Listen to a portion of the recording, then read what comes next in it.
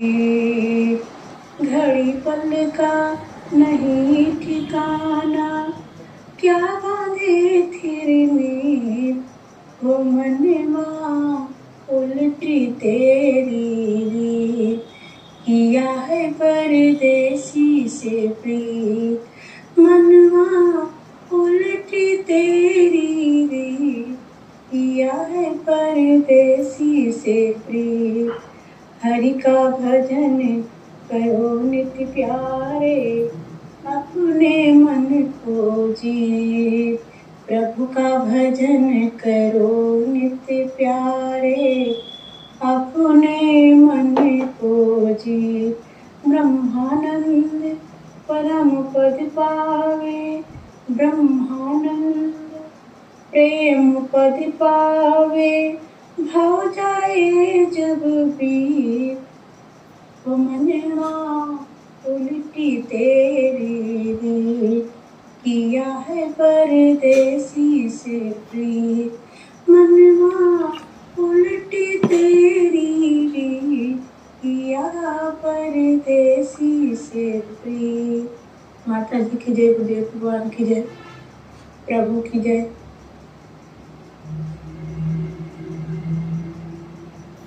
तोहरी ओरे नयन दो मोरे, तोहरी ओरे नयन दो मोरे, नयन दो मोरे, नयन दो मोरे। तोहरी ओरे नयन दो मोरे, हम चितवत तुम चितवत नाही, हम चितवत तुम चितवत नाही। ऐ मोहन चित जोरे, नयन दो हमारे। तोरी ओरे नयन दो हमारे, हमारे तो तुम एक हो मोहन, हमारे तो तुम एक हो मोहन। तोरे लाख करोड़े नयन दो हमारे, तोहरी ओरे नयन दो हमारे। मीरा के प्रभु गिरधर नागर, मीरा के प्रभु हरि अविनाशी। चरण में प्रीत घनेरे नयन दो हमारे, तोहरी ओरे नयन दो हमारे। हम चितवत तुम चितवत नाही, ऐ मोहन चित चोरे, नयन दो हमारे। तोहरी ओरे। गुरुदेव भगवान की जय, माता जी को सत सत प्रणाम।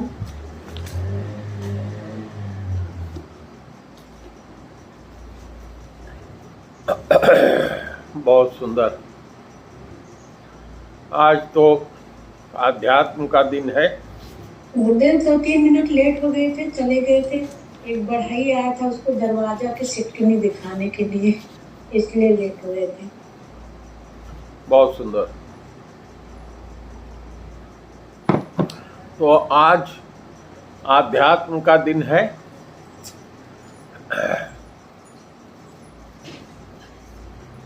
आज आध्यात्म का दिन है। हम लोग आध्यात्म पे चर्चा करेंगे। तो बाकी लोगों से मैं रिएक्शन बाद में पूछूंगा। अध्यात्म को शुरू करता हूं।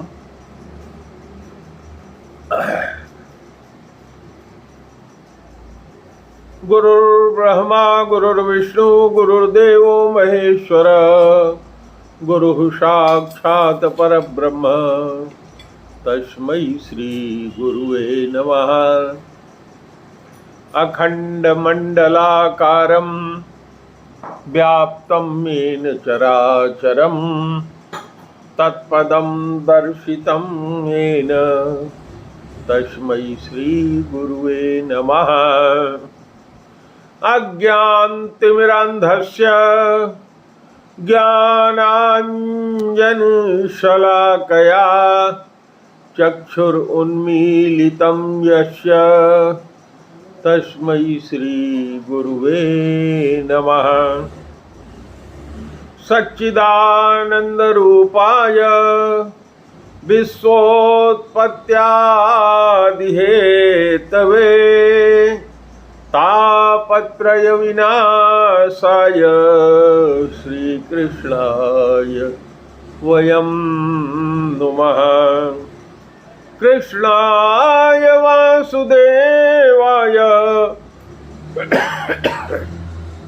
देवकी नंदनाय च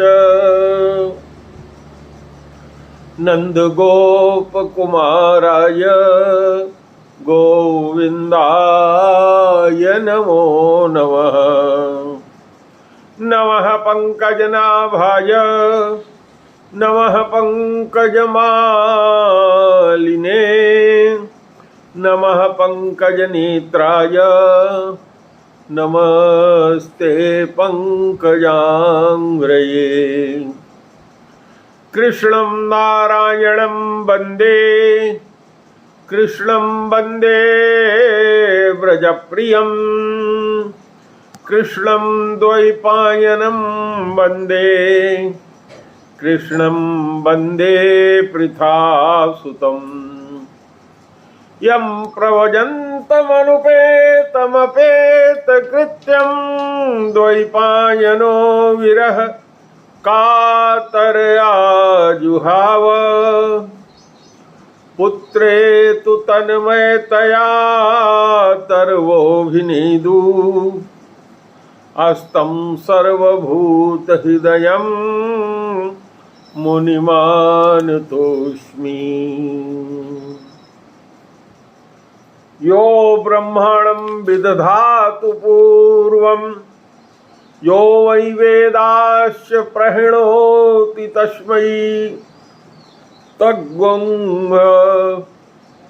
देवात्मबुद्धिप्रकाशं मुमुक्षुर्वै शरणमहं प्रपद्ये। बर्हापीडं नटवरवपुः कर्णयोः कर्णिकारं बिभ्रद्वासः कनककपिशं वैजयन्तीं च मालां।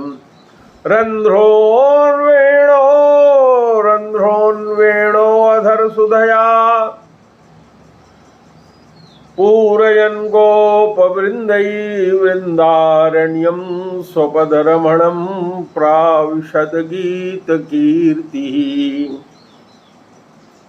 एक बार प्रेम से बोलिए सच्चिदानंद भगवान की जय, गुरुदेव भगवान की जय। आज हम लोग श्रीमद् भागवत की कथा में वह उपाख्यान सुनेंगे जिसमें ज़्यादातर गृहस्थ लोगों को ये आशंका रहती है कि गृहस्थ में रह करके हम लोग कैसे भगवान को प्राप्त करेंगे। तो मैं समझता हूँ मेरी बात आप लोग सुन रहे होंगे, अगर सुनाई पड़ रहा है तो ऐसे हाथ उठाइए। तो प्रजापति मनु को 2 पुत्र थे, 3 पुत्रियां थी, हमने चर्चा किया है आप लोगों को। और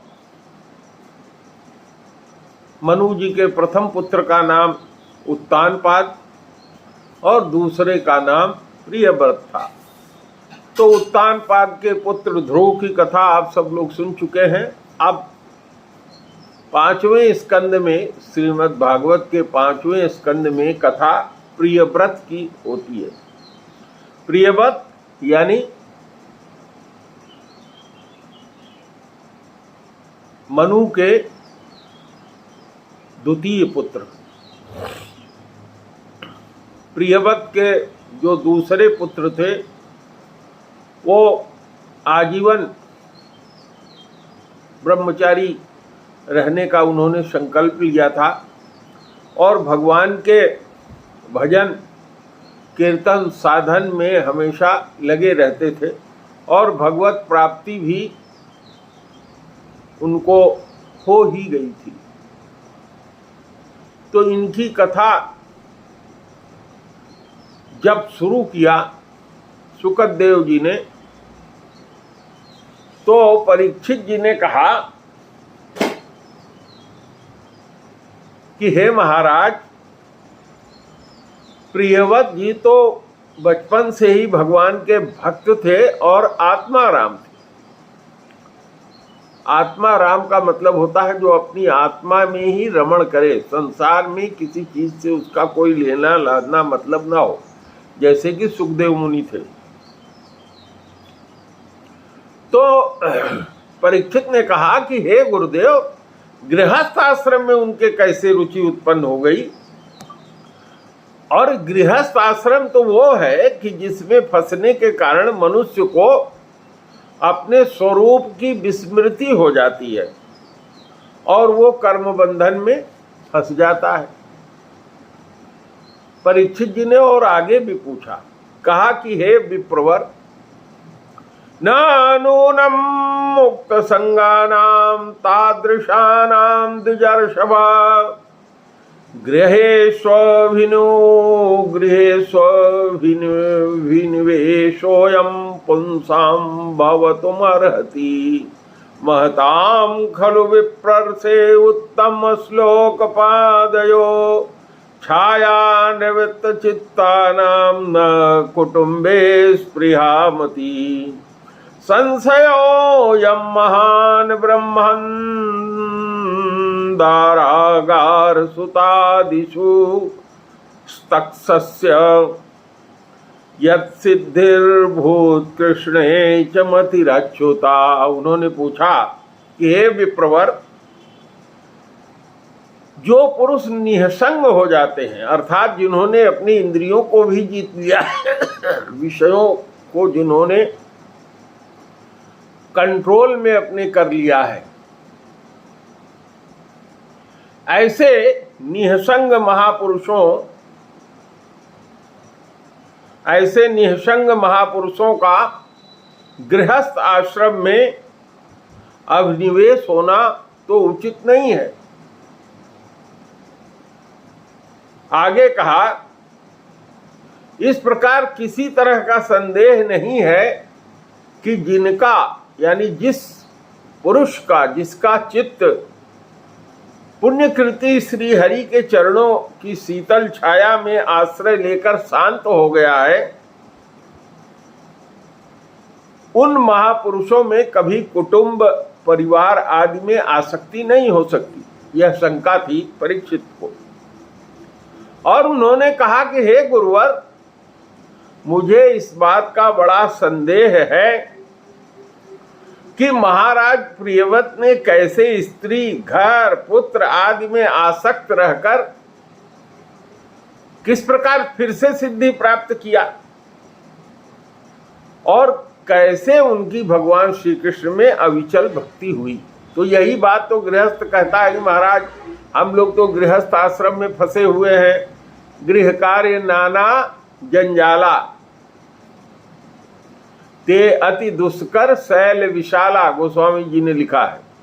यही सर आवत अति कठिनाई और राम कृपा बिन आई न जाई। ये पूछा परीक्षित जी ने, तो सुखदेव जी ने जो उत्तर दिया बहुत ही ध्यान से सुनने वाला है। हर गृहस्थ को यह जानना चाहिए। श्रीमद् भागवत की कथा में ये सब सारी चीजें आती हैं कि गृहस्थ भी कैसे श्रीमद् भागवत में भगवान की कथा सुन करके कैसे गृहस्थ में रहते हुए भी जीवन मुक्त हो सकता है और कैसे भगवान को पा सकता है। तो सुखदेव जी ने उत्तर दिया कि हे परीक्षित, तुम्हारा कहना बहुत ठीक है, लेकिन जिस व्यक्ति का मन जो है वो पवित्र कीर्ति श्री हरि के चरण में लग जाता है, उनके किसी कार्य में कोई भी विघ्न बाधा नहीं आती। और यदि कोई विघ्न बाधा और रुकावट आ भी गई तो भगवान के कथा श्रवण रूपी परम कल्याणमय मार्ग को चूंकि ये भक्त लोग छोड़ते नहीं हैं, इसलिए उनके कार्य में कोई बाधा नहीं आती, अर्थात वो बाधा को पार कर जाते हैं। गोस्वामी जी ने लिखा है कि यह कलयुग महिषासुर के समान है और भगवान की कथा महिषासुर को मारने वाली दुर्गा देवी है। महामोह महिषेश विशाला और राम कथा कालिका कराला। कथा भगवान की, विष्णु जी की ही कथा है, चाहे वो राम की कथा हो चाहे कृष्ण की कथा हो। भगवान की कथा में यदि जीव का मन लगा रहता है तो भगवान की कथा जो महामोह है कलयुग में, महामोह तमपुंज, जो महामोह रूपी तमपुंज है, उसको भगवान की कथा दूर कर देती है। हमने आपको बताया ना 5 तरह के महामोह है। अविद्या जिसको कहते हैं अज्ञान, दूसरा अस्मिता, तीसरा राग, चौथा द्वेष और 5वां अभिनिवेश। ये 5 महामोह है। हमने कभी कथा सुनाते हुए आपसे बताया था कि भगवान ब्रह्मा जी ने जब सृष्टि की रचना करना शुरू किया तो इन 5 अंधकारों को, इन 5 चीजों को सबसे पहले उन्होंने रचा। ये 5 चीजें, पहला क्या रचा? अविद्या जिसको कहते हैं अज्ञान भी कहते हैं, दूसरा अस्मिता, तीसरा राग, चौथा मोह और 5वां अभिनिवेश। ये 5 उन्होंने क्यों रचा? कि जो जीव है वो इसी के बस में हो जाएगा, अपना स्वरूप भूल जाएगा। तो अविद्या क्या है? वह रास्ता जिससे हम भगवान को प्राप्त कर सकते हैं, वह न होने पाए, जिसके कारण नहीं होने पाती, उसको कहते हैं अज्ञान। माने अज्ञान के कारण ही हम केवल संसारी कार्य करते हैं, भगवान को प्राप्त करने का जो विद्या वाला रास्ता है उस पे नहीं चलते हैं। तो पहला मोह उन्होंने ये रचा, अविद्या जिसको कहते हैं अज्ञान। इसी को गोस्वामी जी ने लिखा कि सो माया बस भयऊ गोसाई, अबध्यो कीर मरकट की नाई। जो जीव का निर्माण किया उन्होंने, वो इसी 5 के बस में बस गए, माया के बस में हो गए। तो पहला अविद्या। अविद्या का मतलब क्या हुआ? कि उसको आनंद अपने इंद्रियों के विषयों में, संसार के विषयों में आने लगा। वो समझने लगा कि यह संसार ही सब कुछ है। इसी को कहते हैं अविद्या। अब जब उसको लगने लगा कि यह संसार मेरा है, तो इसका मतलब उसको अपनी अस्मिता समझ में आई कि मैं भी कुछ हूं। अस्मिता, अस्मिता का मतलब होता है मैं हूं। जैसे आप सब लोग समझते हैं, प्रेमा जी समझती है कि मैं एक बिटिया और 2 बेटवा की अम्मा हूं। हर जीव ऐसे ही समझता है कि हम उनके फलाने के हैं, हम ढिमकाने के हैं, संसार हमारा है। इस तरह का जो भाव, और मैं भी हूं, यह भावना कहलाती है अस्मिता। और फिर अपना जिसको मान लिया उससे क्या हो जाता है? प्रेम हो जाता है। जबकि ये प्रेम सबसे होना चाहिए समान, नहीं होता तो उसको क्या कहते हैं? राग।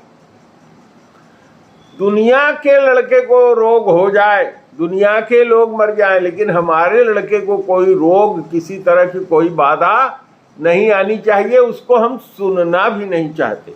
एक मैं आपको यहाँ छोटा सा एक प्रसंग बताना चाहूँगा। हम अपने श्रीमती जी के साथ कैलाश मानसरोवर की यात्रा में गए हुए थे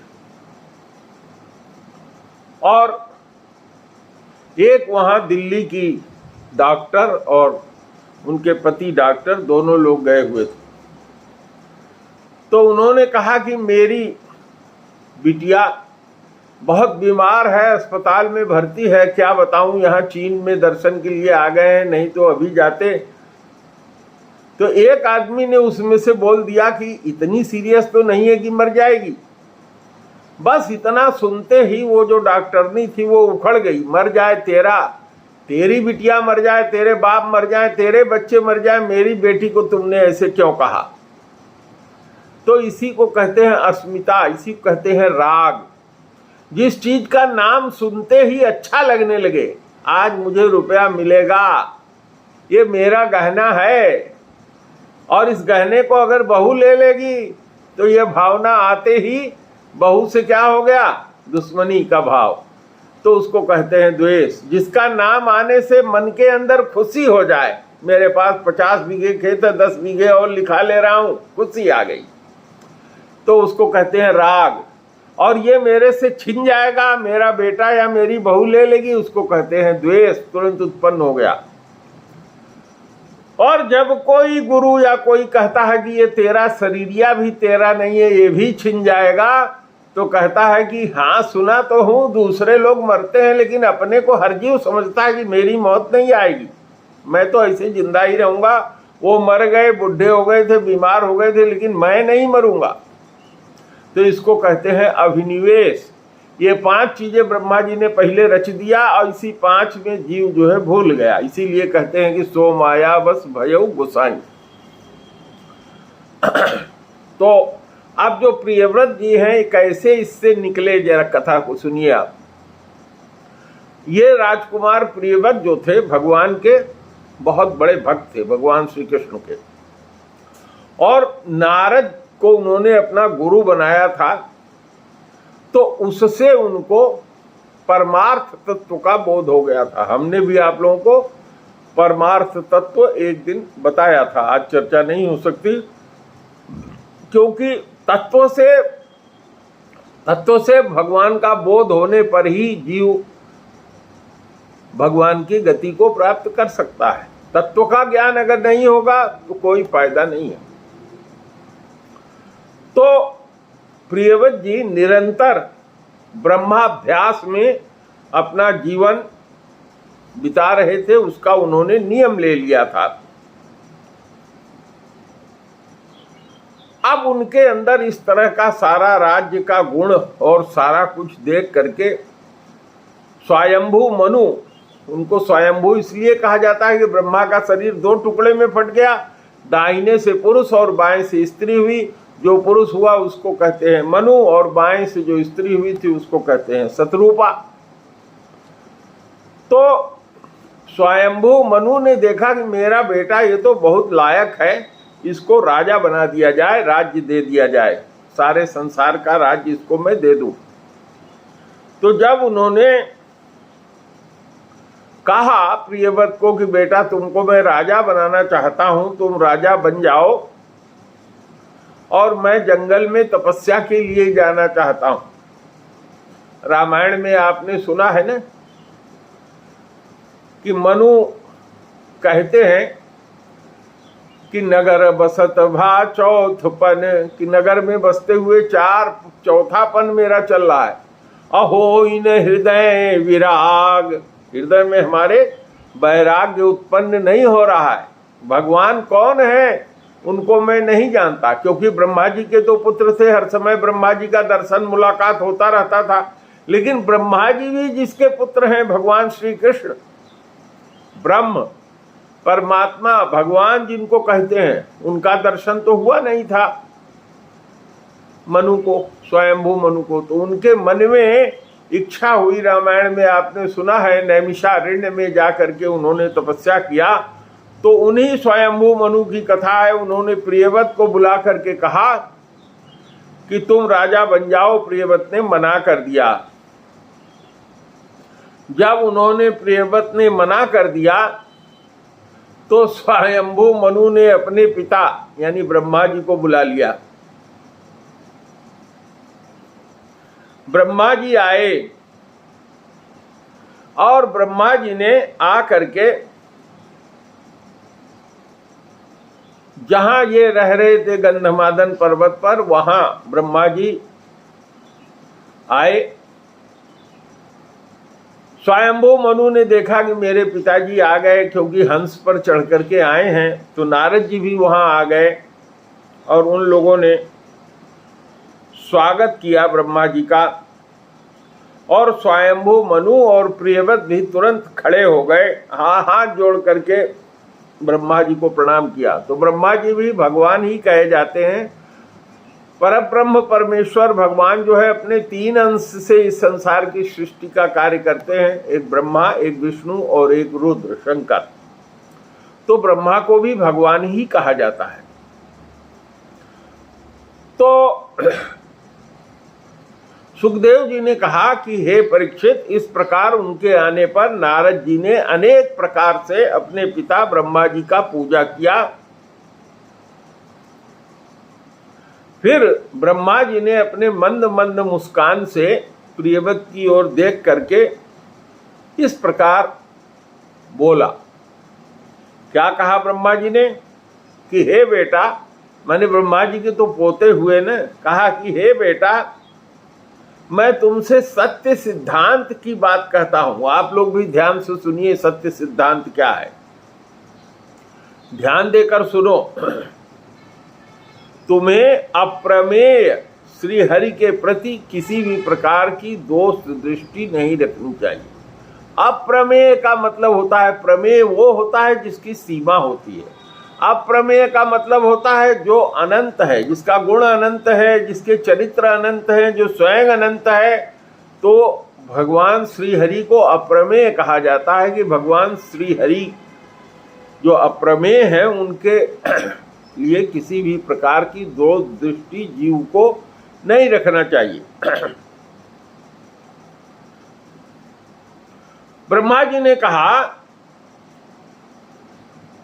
कि हे प्रियव्रत, तुम ही नहीं महादेव जी, तुम्हारे पिता ये जो स्वयंभू मनु हैं और तुम्हारे गुरु ये जो महर्षि नारद हैं, ये सब और मैं भी विवश होकर अप्रमेय श्री हरि की आज्ञा का पालन करते हैं। विवश होकर उनकी आज्ञा का पालन करते हैं।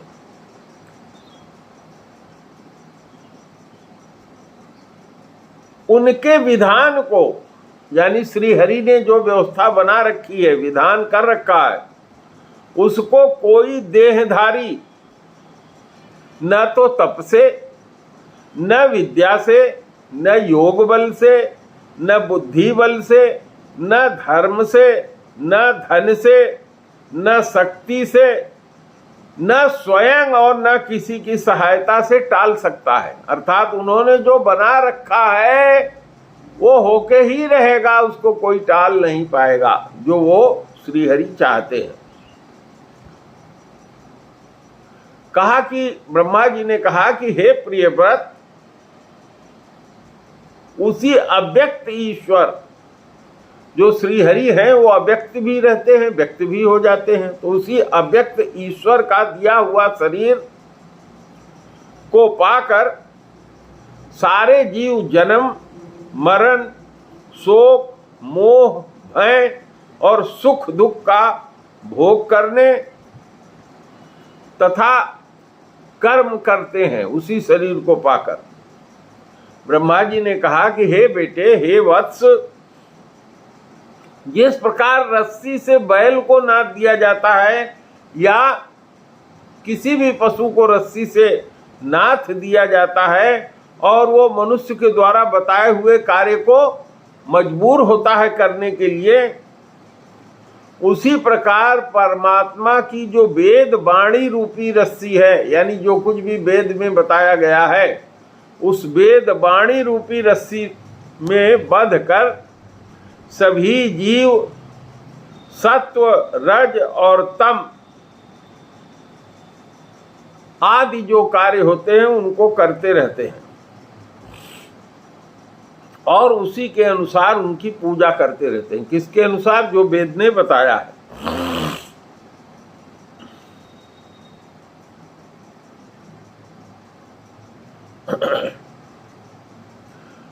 कह रहे हैं ब्रह्मा जी कि हमारे गुण और कर्म के अनुसार प्रभु ने हमको जिस योनि में डाल दिया है, यानी जो भी शरीर मिला है उसी को स्वीकार करना पड़ता है। और प्रभु श्रीहरि जैसी व्यवस्था करते हैं उसी के अनुसार हम अपने कर्म के अनुसार सुख या दुख भोगते हैं और श्रीहरि की इच्छा का उसी तरह अनुसरण करना पड़ता है जैसे कोई आंख वाला आदमी का सहारा लेकर अंधा चलता है। अर्थात अंधा व्यक्ति किसी आंख वाले का सहारा लेकर या छड़ी का सहारा लेकर चलता है। और कहा कि जो पुरुष जीवन मुक्त भी हो गया है, यानी अब उसका शरीर मात्र केवल रह गया है, मरने के बाद उसको भगवत की प्राप्ति हो जाएगी, ऐसे जीव जीवन मुक्त कहलाते हैं। जैसे भरत जी थे, वह व्यक्ति भी प्रारब्ध का भोग करता हुआ भगवान की इच्छा के अनुसार अपने शरीर को धारण उसे करना ही होता है। कैसे? जैसे कोई मनुष्य रात को सोते हुए सपना देखा है और जग भी जाए तो सपने की बात उसको स्मरण रहती है, उसी तरह से जीवन मुक्त पुरुष भी जब तक यह शरीर है इसमें जीना ही पड़ता है। लेकिन इस अवस्था में जो जीवन मुक्त पुरुष है उसको अभिमान नहीं होता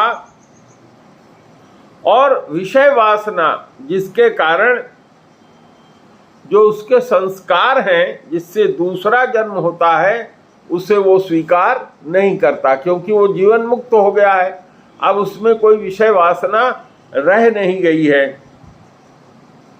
तो देखो इसको कितने सुंदर श्लोक में श्रीमद् भागवत में कहा, मुक्तोपि तावत् दुभृत्या स्वदेह मारब्धमशन्न भिमान शून्यः यथानुभूतम् प्रतियात निद्रः किं त्वन्य देहाय गुणान् बृंगते। यानी हम लोग मजबूर ही हैं भगवान की दिए हुए आज्ञा का पालन करने के लिए। जो जीवन मुक्त पुरुष है वो भी मजबूर है, लेकिन चूंकि वो सारे विषयों से मुक्त हो गया है, जीवन मुक्त अब हो गया है, कोई उसके विषय बाकी नहीं रह गए हैं कर्म भोगने के लिए, तो आगे वो जन्म ग्रहण नहीं करेगा। लेकिन जो पुरुष इंद्रियों के वशीभूत है, पुरुष का मतलब आत्मा को पुरुष ही कहा जाता है, तो जो पुरुष इंद्रियों के वशीभूत है वह वन वन में चाहे कितना भी विचरण करता रहे उसको जन्म मरण का भय बना ही रहेगा। क्योंकि बिना जीते हुए छह शत्रु कौन है आप लोग नोट कर लीजिए, मन और 5 इंद्रियां, 5 ज्ञानेंद्रियां और 1 मन, यह 6 शत्रु है। एक तो मन हो गया, दूसरे 5 ज्ञानेंद्रियां कौन कौन सी है? आंख, कान, नाक, त्वचा, रसना, ये 6 जिसके द्वारा नहीं जीते गए हैं उसका तो क्या कहना, वो तो भोगेगा ही भोगेगा। लेकिन जिस पुरुष ने इन 6 को जीत भी लिया है उसका गृहस्थ आश्रम भी कुछ नहीं बिगाड़ सकता। जिसने इन 6 को जीत लिया है वो गृहस्थ आश्रम में भी रहे तो गृहस्थ आश्रम भी उसका कुछ बिगाड़ नहीं सकता। तो कहा कि जिस पुरुष को इन 6 शत्रुओं की जीतने की इच्छा हो उसको पहले अपने घर में ही रहकर उनका अत्यंत निरोध करते हुए उनको वश में करना चाहिए। क्यों? क्योंकि जो किले के अंदर रहता है, किले के अंदर सुरक्षित होकर के जो लड़ता है वो बाहर के आए हुए शत्रु को हरा देता है, क्योंकि बाहर का शत्रु का बल क्षीण हो जाता है। तो गृहस्थ में ऐसा क्या है, जैसे काम वासना को संतुष्ट करने के लिए स्त्री है, स्त्री की काम वासना के संतुष्ट करने के लिए गृहस्थी में पुरुष है, आंखों के जितने भी विषय हैं उनको भी गृहस्थ जीवन में रह करके आप संतुष्टि प्राप्त कर सकते हैं। कान के विषयों से भी संतुष्टि प्राप्त कर सकते हैं। इसी तरह से बाकी विषयों के, इंद्रियों के विषयों के बारे में भी समझना चाहिए। यानी गृहस्थ आश्रम में रह करके इन इंद्रियों पर विजय प्राप्त करना किले में रहने वाले राजा के समान ज्यादा आसान है। तो ब्रह्मा जी ने अपने पोते प्रियव्रत से कहा कि हे बेटे, तुम चूंकि अपने इन 6 शत्रुओं को जीत चुके हो, तो भी जो पुराण पुरुष हैं भगवान, उनके द्वारा दिया हुआ जो भोग है उसको भोगो और उसके बाद निःसंग हो जाना और आत्म स्वरूप में स्थित होकर भगवत को प्राप्त हो जाना। इस तरह से ब्रह्मा जी ने अपने पोते प्रियव्रत को समझाया। अब सुखदेव जी समझाते हुए कहते हैं कि त्रिलोकी के गुरु ब्रह्मा जी के इस प्रकार कहने पर जो भगवान के अत्यधिक भक्त थे, जिनको भागवत कहा जाता है, जो भगवान के भक्त होते हैं वो भागवत कहलाते, तो त्रिलोकी के गुरु ब्रह्मा जी के समझाने पर परम भागवत प्रियव्रत ने उम्र में छोटे होने के कारण अपने बाबा की बात मान लिया और जी ऐसा करूंगा ऐसा कह करके उनके आदेश को सिरोधार्य कर लिया। तब स्वयंभू मनु जी ने बहुत प्रसन्न होकर के ब्रह्मा जी की विधिवत पूजा किया और फिर मन और वाणी के अविषय अपने परम पूज्य परम ब्रह्म का चिंतन करते हुए ब्रह्मा जी अपने ब्रह्मलोक को चले गए। और जब ब्रह्मा जी ब्रह्मलोक को जाने लगे तो नारद जी और प्रियव्रत जी उनको देखते रहे।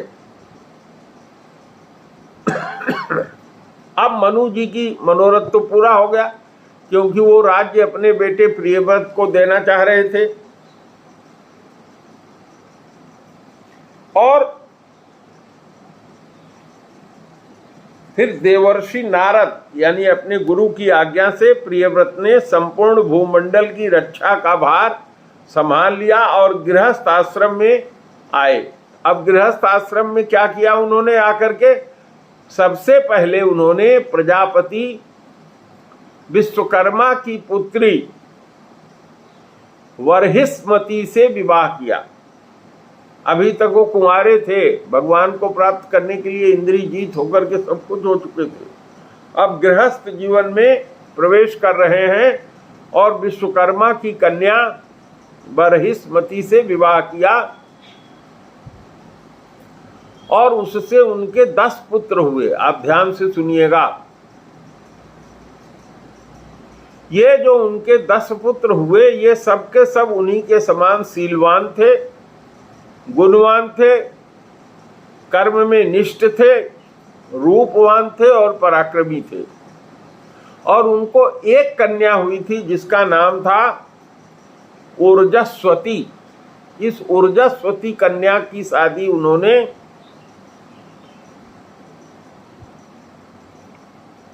दैत्य गुरु शुक्राचार्य जी से कर दिया।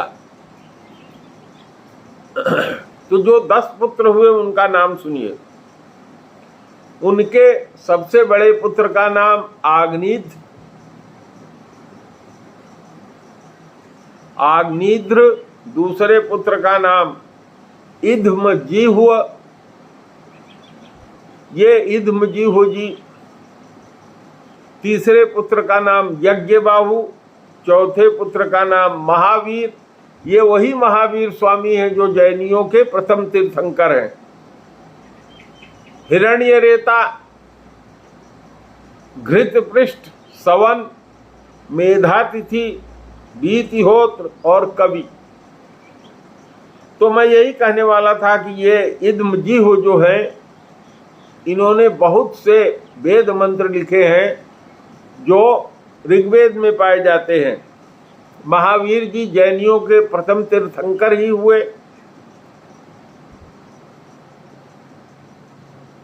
तो इनमें से कवि, महावीर और श्रवण, ये तीन जो थे नैष्ठिक ब्रह्मचारी हो गए, यानी इन सबों ने शादी नहीं किया और बाल्य अवस्था से ही आत्मविद्या का अभ्यास करते हुए संन्यास आश्रम ही स्वीकार किया।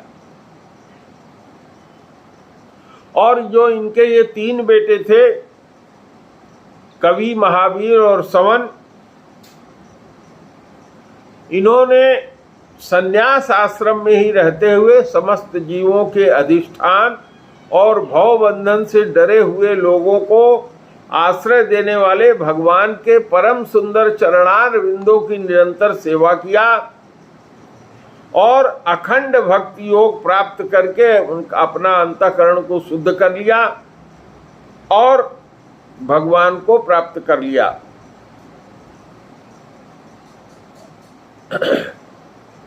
महाराज प्रियव्रत ने दूसरी शादी भी किया। अब ये भी सुनिए, दूसरी शादी जो उन्होंने किया उससे उनके 3 पुत्र उत्पन्न हुए, तामस, उत्तम और रैवत। इन्हीं तीनों के नाम से आगे रैवत मनवंतर आता है, उत्तम मनवंतर आता है और तामस मनवंतर आता है। ये मनवंतरों के अधिपति हुए। तो इस प्रकार जो ऊपर हमने आपसे चर्चा किया था कि कवि आदि जो 3 पुत्र थे जो निवृत्ति परायण थे,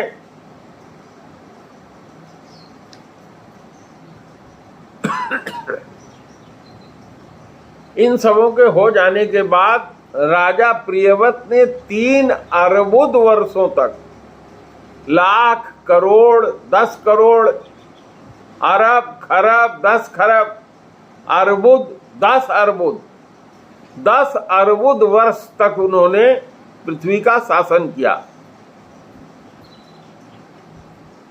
महान प्रतापी राजा हुए और इनके मन में एक बात आई। विनोद जी ध्यान से सुनिए, क्या बात आई कि भगवान सूर्य देव जो है आधा दिन में तो उजाला रहता है और आधे क्षेत्र में अंधेरा हो जाता है। तो इन्होंने प्रतिज्ञा किया कि हम ऐसा करेंगे कि रात होने ही न पावे। इस तरह से ये अपने अश्व और अपने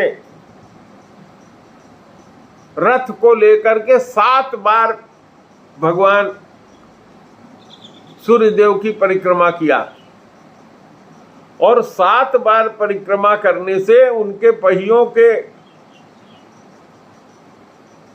पहियों से जो रास्ता बना उससे यह पृथ्वी जो है 7 द्वीपों में बट गई। और इसका परिणाम क्या हुआ? जो वो चाहते थे वो हो गया। अर्थात जैसे भारत एशिया महाद्वीप में है, तो जब एशिया महाद्वीप में यहाँ दिन रहता है तो अमेरिका महाद्वीप में क्या रहता है? रात रहती है। ऑस्ट्रेलिया महाद्वीप, इस तरह से 7 महाद्वीप हो गए। उनके पहियों के रथ से धरती 7 टुकड़े में बट गई और जब धरती 7 टुकड़े में बट गई तो इनके पहिए के चलने से, जो लोहे के पहिए चलते हैं तो उसमें गड्ढा हो जाता है ना, उस गड्ढे में पानी भर जाने के कारण 7 समुद्र हो गया। तो धरती 7 खंडों में बट गई। धरती के 7 खंडों के बीच में 7 समुद्र हो गए। और प्राचीन ग्रंथों में इन 7 द्वीपों को कहा जाता है जम्बू द्वीप, जिसमें हम लोग रहते हैं, प्लक्षद्वीप। प्लक्षद्वीप आपके यहाँ से पूरब में है, जिसमें चाइना, सिंगापुर, मलेशिया, थाईलैंड ये सब हैं। सालमली द्वीप, सालमली द्वीप जो है हम लोगों के दक्षिण में। क्रुस द्वीप, क्रौच द्वीप, साक द्वीप और पुष्कर द्वीप। इस तरह से पृथ्वी के जो 7 खंड हो गए, इस 7 में उन्होंने अपने 7 पुत्रों को राज्य दे दिया, क्योंकि 3 पुत्र तो उनके सन्यासी हो गए थे, बचे थे 7। इन 7 में 7 का उन्होंने 7 का अधिपति बना दिया। और इतने दिनों तक राज्य करने के बाद महाराज प्रियव्रत ने एक बार अपने गुरु देवर्षि के चरणों में जाकर यह निवेदन किया कि हे गुरुदेव, मैं अपने इंद्रियों के बस में होकर इस संसार में स्त्री के हाथ का क्रीड़ा मृग बन गया हूं और बंदर की तरह से नाच रहा हूं। मेरे जीवन को धिक्कार है, क्योंकि मैं आजीवन ब्रह्मचारी और ज्ञान प्राप्त करने के बाद भी मैं इस गृहस्थी में आ गया था। फिर उन्होंने अपने गुरु की आज्ञा से उन्होंने घर परिवार पत्नी को छोड़ करके संन्यास कर लिया, अपने पुत्रों में 7 द्वीपों को बांट दिया।